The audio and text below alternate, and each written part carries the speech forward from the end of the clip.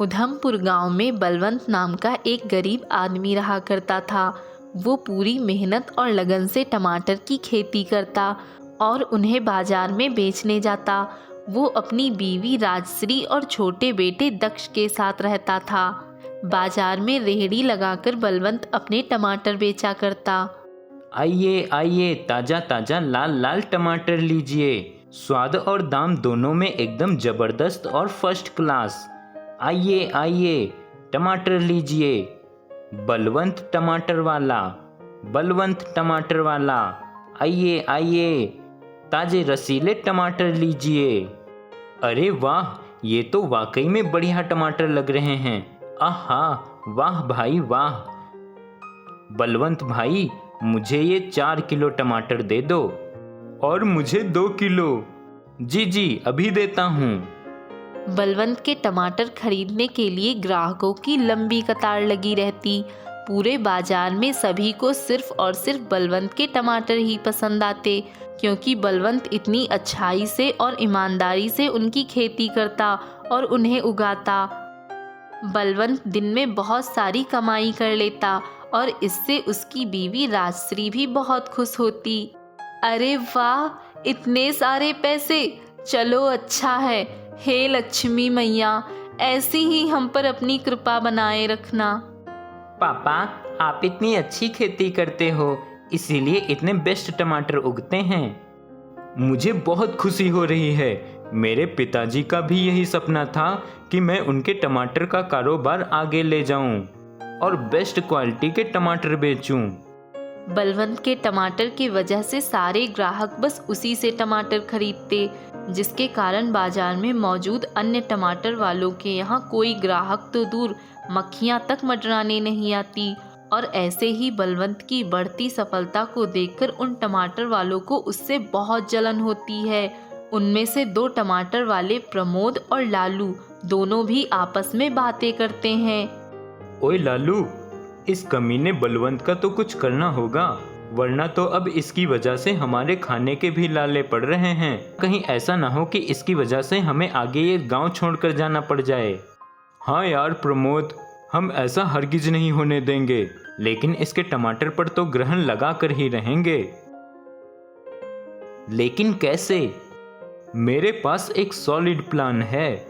लालू प्रमोद को पूरा प्लान बताता है और फिर मुस्कुराते हुए प्रमोद सिर हिलाते हुए सहमति देता है। दोनों क्रूर आदमी रात में लालटेन और रॉकेट के डब्बे लेकर बलवंत के खेत में जाते हैं और चारों तरफ रॉकेट फैलाकर वो वहां आग लगा देते हैं और चालाकी से वहां से दुम दबाकर रफू चक्कर हो जाते हैं। पूरा टमाटर का खेत धू धू कर जल जाता है। अगली सुबह जब बलवंत अपने खेत को राख हुए देखता है, तभी उसके पैरों तले जमीन खिसक जाती है। अरे नहीं, ये क्या हो गया मेरे खेती को? मेरे टमाटर, अब तो ये खेती बंजर हो गई है। अरे नहीं। जी संभालिए अपने आप को। देखो ना राजश्री, पता नहीं किस मूर्ख पापी ने ये सब किया है। मेरी दिन रात की खून पसीने की मेहनत को मिट्टी में मिलाकर रख दिया। हे भगवान, अब मैं क्या करूँगा? बलवंत पूरी तरह टूट चुका था। वो बहुत चिंताग्रस्त हो गया था। वहीं बाजार में बलवंत ना दिखने पर ग्राहकों ने ना चाहते हुए भी प्रमोद और लालू के टमाटर खरीदने पड़ते हैं। देखा प्रमोद, कहा था ना मैंने, मेरा प्लान कामयाब होकर ही रहेगा। देखो देखो, बेमन ही सही, लेकिन सारे ग्राहक हमारे पास ही टमाटर लेने आ रहे हैं अब। हा हा हा हा हा। हाँ यार लालू, तू तो एकदम चतुर निकला। मुझे तो तू लल्लू चपड़गंजू लगता था। हा हा हा हा हा। बेचारा बलवंत, उसके तो अभी खाने के भी लाले पड़ गए होंगे। अब थोड़े दिन बाद सड़क पे भी आ जाएगा वो। हा हा हा हा हा। लालू और प्रमोद को बलवंत की बर्बादी से बहुत खुशी होती है।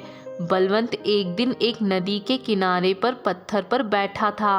वो काफ़ी चिंतित और हताश हो चुका था और अपने सिर पर हाथ रखे ही बैठा था कि तभी अचानक से उसे एक छोटे बच्चे की चिल्लाहट सुनाई देती है।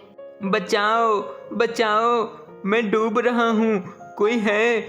मुझे तैराकी नहीं आती, बचाओ, कोई है? बचाओ।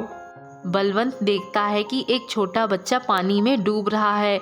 बलवंत फौरन पानी में छलांग मारता है और वो तैरकर उस बच्चे को बचा लेता है और नदी के किनारे पर लाता है। तभी वो बच्चा एक देवता में परिवर्तित हो जाता है। ये दृश्य देख बलवंत के होश उड़ जाते हैं और वो एकदम से चकित हो जाता है। देवता जी आप? बलवंत देवता को प्रणाम करता है। आयुष्मान भव। मैं तुम्हारी पीड़ा जानता हूँ बालक, और मैं ये भी जानता हूँ कि तुम कितने नेक और ईमानदार हो। तुम्हारे मन में कोई मैल नहीं है, इसीलिए मैं तुम्हें कुछ देना चाहता हूँ। क्या देवता जी? ये लो, ये एक जादुई बीज है। इसे अपने खेत में बो और रातों रात एक चमत्कार होगा। क्या सच में? हाँ बालक। धन्यवाद देवता जी, आपका बहुत बहुत धन्यवाद। देवता बलवंत को जादुई बीज देकर अदृश्य हो जाते हैं। बलवंत घर जाकर उस बीज को जमीन में बोता है और फिर रातों रात ताजे ताजे जादुई टमाटर की खेती होती है। पूरे खेत में कई सारे टमाटर उग चुके होते हैं। बलवंत, राजश्री और दक्ष ये सब देखकर आश्चर्यचकित रह जाते हैं। हे भगवान, ये तो कमाल हो गया। पापा चलिए टमाटर को काटकर उसका स्वाद चखते हैं। बलवंत एक टमाटर को काटता है और उसे काटने पर उस टमाटर में से पैसे निकलते हैं। दक्ष और राजश्री भी जब अलग अलग टमाटर को काटते हैं तब उनके भी टमाटर में से पैसे निकलते हैं। अरे ये क्या? लगता है ये टमाटर कोई मामूली टमाटर नहीं बल्कि जादुई टमाटर है। ये सब कुछ लालू और प्रमोद झाड़ियों के पीछे से छुपकर देख लेते हैं। ये जादू कैसे हुआ? जो भी हो, ये वक्त ये सोचने का नहीं है कि जादू कैसे हुआ, बल्कि ये सोचने का है कि अब हम इन जादुई टमाटर को कैसे चुराएं। हाँ लालू, एक बार अगर हमने इन्हें चुरा लिया ना तो बस हमारी तो लॉटरी लग जानी है। उस रात लालू और प्रमोद उन जादुई टमाटर को चुराने आते हैं, लेकिन उन टमाटरों को छूते ही उन दोनों का हाथ जल जाता है। लालू और प्रमोद वहां से भाग जाते हैं और फिर कभी लौट कर नहीं आते। एक गांव में राजू नाम का एक व्यक्ति रहता था जो बर्तन बनाता था। उसका घर जैसे तैसे चल रहा था। एक दिन राजू की पत्नी राजू से कहती है, सुनिए, आप कब तक यही काम करते रहेंगे? आपको पता है ना, इस काम से अब ज़्यादा पैसे नहीं मिलते हैं, फिर भी आप यही काम कर रहे हैं। विमला, मैं क्या करूं? जो भी बर्तन मिल पाते हैं उन्हें ठीक कर देता हूं। विमला, अब तो किसी के बर्तन अगर खराब हो जाते हैं तो वह नया ले आता है, इसलिए ज़्यादा पैसे नहीं मिल पाते हैं। हाँ, आप सही कह रहे हैं। सुनिए, मुझे माफ़ कर दीजिए, पैसों की समस्या के कारण मैंने कुछ ज़्यादा ही बोल दिया। नहीं विमला, कोई बात नहीं। इतना कहकर राजू और विमला खाना खाकर सो जाते हैं। अगले दिन सुबह राजू विमला से कहता है, विमला, मैं कोई नया काम देखने बाहर जा रहा हूँ। हाँ, ये ठीक रहेगा, देख लीजिए। राजू काम की तलाश में बाहर जाता है। कुछ दूर रास्ते में उसे कुछ आवाज़ आती है, बचाओ बचाओ। तभी राजू देखता है एक बूढ़ी औरत रास्ते के गड्ढे में गिर जाती है। राजू उनके पास जाता है। अरे माँ जी, आप इस गड्ढे में कैसे गिर गईं? राजू उस बूढ़ी औरत को गड्ढे से निकाल लेता है। बेटा, मुझे कुछ दिखाई नहीं देता है, मैं जा रही थी और इस गड्ढे में गिर गई। अच्छा माँ जी, आप कहाँ जा रही थी? मैं आपको वहाँ तक ले जाऊँगा, आप मुझे बताओ।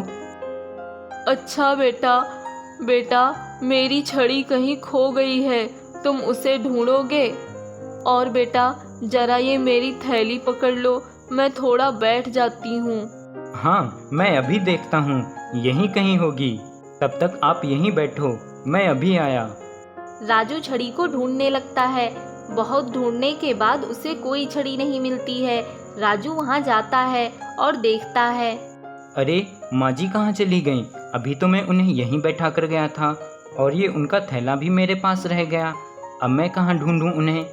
राजू सोच में पड़ जाता है कि माँ जी कहाँ चली गई हैं। शाम होने लगी है, अब मैं बूढ़ी माँ को कहाँ ढूंढूं? काफ़ी देर भी हो गई है। तभी राजू अपने घर जाने लगता है। घर पहुंचने पर राजू की पत्नी विमला राजू से पूछती है, अरे आप इतनी देर में आए हैं, लगता है कोई काम मिल गया है आपको। नहीं विमला, कोई काम नहीं मिला है, मैं काम ढूंढने जा ही नहीं सका। क्यों, आप तो कह रहे थे कि काम देखने जा रहे हैं। अरे ये थैला किसका है, ये तो अपना नहीं है। हाँ विमला, थैला अपना नहीं, एक बूढ़ी माँ जी का है। माँ जी? कौन माँ जी? राजू विमला को रास्ते में हुई सारी बात बताता है। अच्छा विमला, ये लो, ये थैला तुम ले लो और इसे रख देना। अच्छा जी, ठीक है। आपको पता है, मैंने सोचा था कि आज मैं आपके लिए दाल चावल रोटी सब्जी खीर ये सारी चीज़ें बनाऊंगी, लेकिन हमारे नसीब में कहाँ। इतना कहते ही विमला के हाथों में थैली का वजन बढ़ जाता है। अरे अरे सुनिए, इस थैली का वजन अचानक से बढ़ क्यों गया? ये थैली वजन हो गई है, पकड़ो इसे। राजू थैली को पकड़ लेता है और देखता है कि वह थैली खाने से भर गई है। अरे विमला, इस थैली में वो ही खाना है जो तुम अभी बोल रही थी। क्या आप सही कह रहे हैं? ये तो चमत्कार हो गया। विमला, मुझे लगता है ये जादुई थैली है, इसीलिए जो तुमने बोला ये थैली ने वही भोजन दिया है। चलो एक बार इससे कुछ और मांग कर देखते हैं। हाँ, तुम सही कह रही हो। जादुई थैली, मुझे बहुत सारी सब्जियां चाहिए। इतना कहते ही थैले से बहुत सारी सब्जियां निकलने लगती हैं। विमला, देखा तुमने? हाँ, सच में ये तो जादुई थैला है। मुझे लगता है कि वो माँ जी जानती थी कि हम लोग कितने गरीब हैं, इसलिए उन्होंने हमें ये जादुई थैला दिया। यह सोचकर दोनों बहुत खुश हो जाते हैं।